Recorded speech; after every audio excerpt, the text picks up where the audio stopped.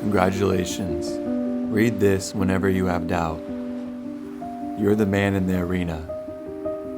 You chose to get off the sidelines and pursue something you are and have been deeply interested in. You are stronger and wiser since your experiences with Classic. You are more gentle with yourself and know when to take a breather and reset. Have fun with this creative journey and focus on how to become better each day.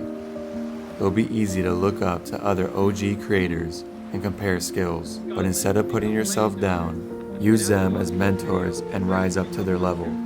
This will happen with consistency. Be proud of yourself.